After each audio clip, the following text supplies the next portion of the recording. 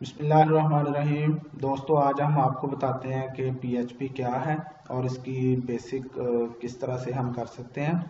तो उसके लिए सबसे पहले हमें ये समझना चाहिए कि पीएचपी एक सर्वर साइड वेब लैंग्वेज है कि ये सर्वर पे रन होती है, आपके ब्राउज़र पे लोकल होस्ट पे रन नहीं होती। ठीक है, तो सर्वर पे रन करने के लिए हमें पहले इसका जो नेसेसरी सर्वर्स हैं वो इंस्टॉल करना पड़ेंगे।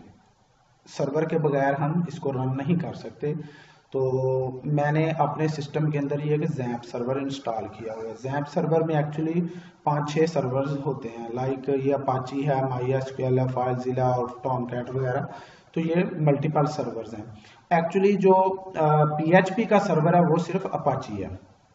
ठीक है ना, अपाची सर्वर पीएचपी को रन करने के लिए यूज होता है। MySQL ये डेटाबेस के लिए है। ठीक है, तो हम अपाची सर्वर को इंस्टॉल करना चाहते थे ताकि हम अपनी पीएचपी लैंग्वेज को रन कर पाएं, उसको यूज कर सकें। लेकिन अपाची को हमने अकेले इंस्टॉल इसलिए नहीं किया कि हमें साथ फिर डेटाबेस की भी कनेक्टिविटी करनी थी या सर्वर पे भी फाइल्स अपलोड करना थी। तो इसलिए हमने साथ ये जैम्प को इंस्टॉल किया, जिसके अंदर ये डेटाबेस का सर्वर भी है और फाइल्स को अपलोड करने के लिए फाइलज़िला भी है और इसमें अपाची भी है।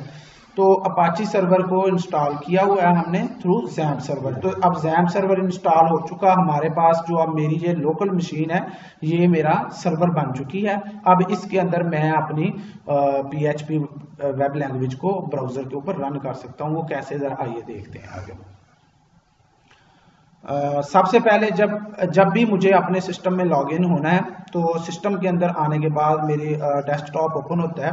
तो सबसे पहले मुझे ये वाला जो आइकॉन है ना जैम्प का, इसको क्लिक करना है और ये अपाची सर्वर को मैंने स्टार्ट कर देना है। ये मेरा अपाची सर्वर अब स्टार्ट हो रहा है। अनटिल के ये ग्रीन नहीं होता, ये स्टार्ट नहीं, अभी ये स्टिल रनिंग है। तो ये ग्रीन हो जाएगा, फिर इट मीन के ये स्टार्ट हो चुका। तो अभी ये स्टार्ट होता है। मीनवाइल मैं आपको आगे ले चलता हूँ। अब देखें, जब मैंने इसको इंस्टॉल किया था जैम्प सर्वर को, तो वो मेरी ये वाली ड्राइव थी।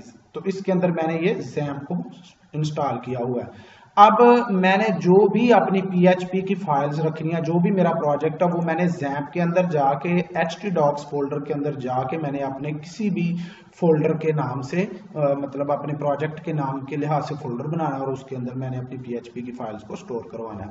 तो आइए हम एक बिल्कुल डमी फोल्डर बनाते हैं। उसका नाम रख लेते हैं प्रैक्टिस लाइक, क्योंकि हमने अभी प्रैक्टिस करनी है बिल्कुल बेसिक फंक्शनैलिटी को। तो मेरे फोल्डर का नाम हो सॉरी, मैंने ये स्क्रीन रिकॉर्डर लगाया हुआ है तो वो मुझे पी नहीं लगाने दे रहा। तो मेरा वो की ऑलरेडी रिजर्व है। तो मैं इधर यहाँ पे कोई और कीवर्ड यूज कर लेता हूँ। चले, मैं यहाँ पे कर देता हूँ न्यू कर देता हूँ। ठीक है जी, ये मेरा फोल्डर जैम्प के अंदर htdocs में जाके न्यू के नाम से क्रिएट हो चुका है। अब इसके अंदर मैंने अपनी पीएचपी की फाइल्स को रखना है। तो सबसे पहले अब ये रनिंग है तो इट मीन के ये मतलब काम कर रहा है। तो आइए अब मैं पीएचपी की फाइल बनाता हूँ। तो ये मैंने एक एडिटर इंस्टॉल किया हुआ है, कोड लॉबस्टर। इसके ऊपर मैंने अपनी फाइल्स को क्रिएट करना है पीएचपी की। तो इसके ऊपर मैंने अभी अपना कोड लिखना है। लेट्स वेट के ये स्टार्ट हो जाए। तो इसके अंदर मैं अपना पीएचपी का कोड लिखूंगा और उस फाइल को मैं न्यू के अंदर जाके सेव करूंगा और फिर उसको मैं लोकल होस्ट के अंदर यहाँ पे मैं रन करूंगा। तो आइए फिलहाल हम उस जस्ट अपने फोल्डर के नाम को रन करके देखते हैं। अब देखें कि मैंने जब भी अपनी किसी भी पीएचपी की फाइल को ओपन करना है जो मेरे किसी भी प्रोजेक्ट के अंदर पड़ी हुई है, जैम्प के अंदर, htdocs के अंदर, तो मुझे जस्ट आके यहाँ पे अपना लोकल होस्ट लिखना है, यानी कि सर्वर इट मीन। मतलब ये अब आगे फिर उस फोल्डर का नाम लिखना है जो मैंने उसमें क्रिएट किया है htdocs के अंदर। यहाँ पे जैम्प htdocs वो नहीं लिखना, जस्ट लोकल होस्ट / आगे मैंने अपना पाथ ले देना है कि जो मेरी जहां पे फाइल पड़ी हुई है उस फोल्डर का नाम। तो ये मैंने न्यू दिया। तो अभी इस न्यू के अंदर ये देखें, इट मीन कि ये मैं इस फाइल फोल्डर के अंदर पहुंच चुका हूं। यहाँ पे कोई भी मेरी फाइल नहीं पड़ी हुई, ये पेरेंट डायरेक्टरी है।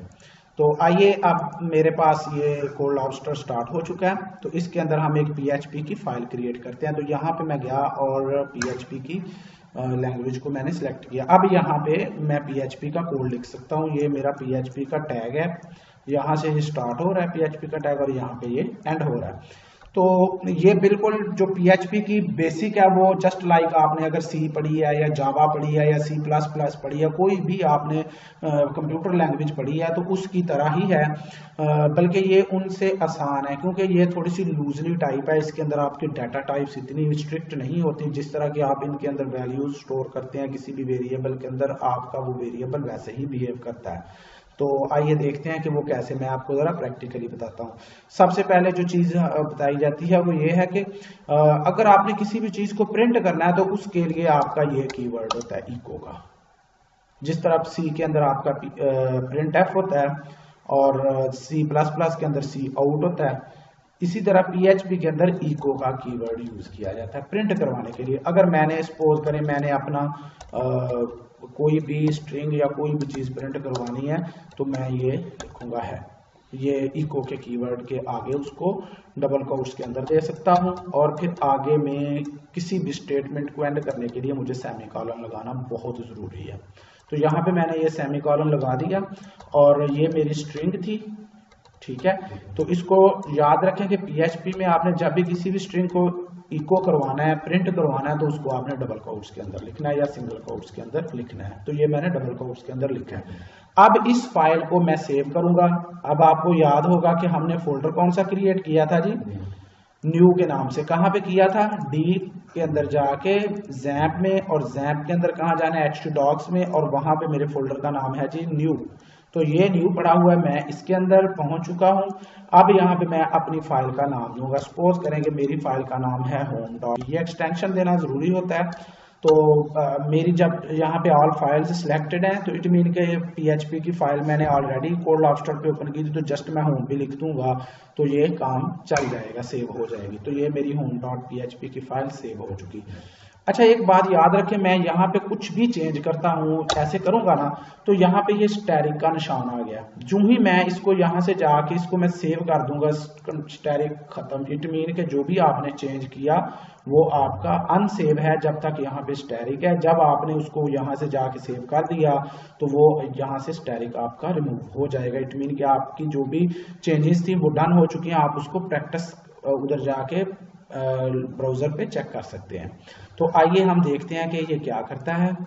ये मैंने लोकल होस्ट न्यू दिया, मैं इसको रिफ्रेश कर रहा हूँ तो इसने ये मेरी होम वाली जो डायरेक्टरी, न्यू वाली डायरेक्टरी के अंदर home.php थी उसको ऑटोमेटिकली रन कर दिया। एक्चुअली ये इस तरह से है home.php।